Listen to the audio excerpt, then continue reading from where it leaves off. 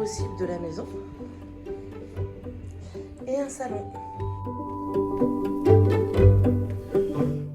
Avec une fausse cheminée.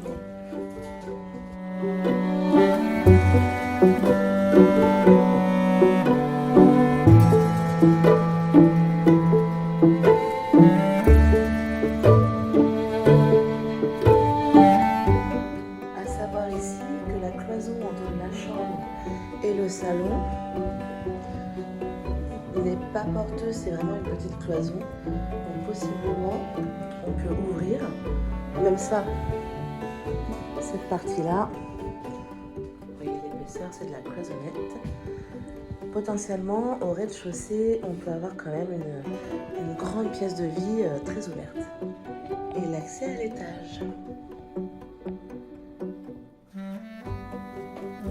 À l'étage de la maison, on retrouve un grand couloir avec plein de placards et 3 chambres, dont une en enfilade avec une salle d'eau et WC.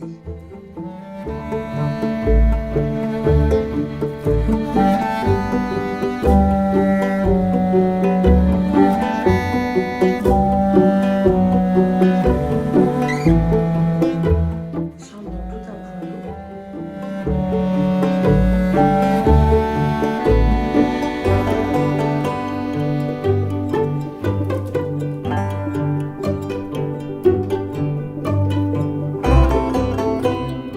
Elles sont toutes exposées sud.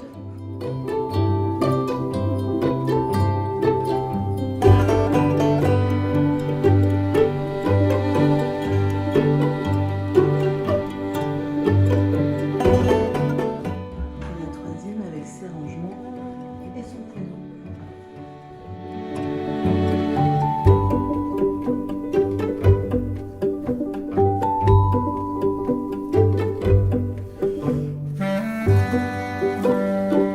Salle d'eau.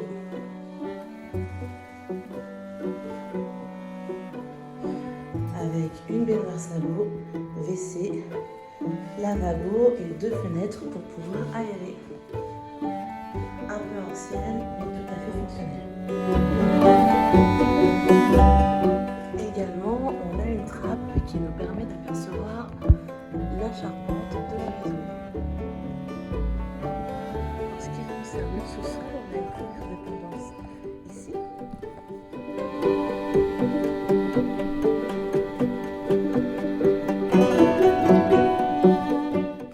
Et le sous-sol lui-même ici.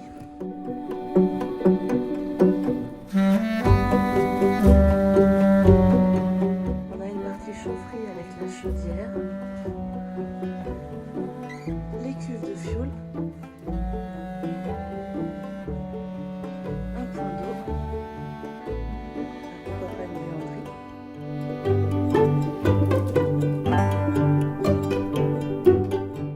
Et ici une autre dépendance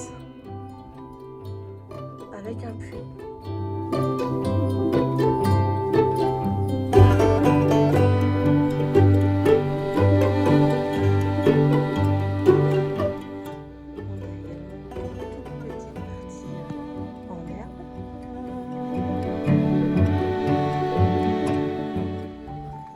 Celle-ci est un peu plus grande. Elle servait de potager autrefois.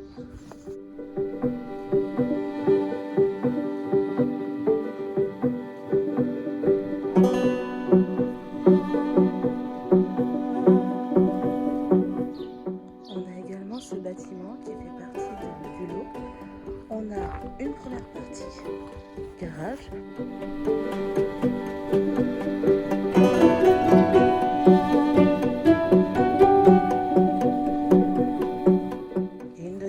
Un peu plus atelier. Les deux sont reliés.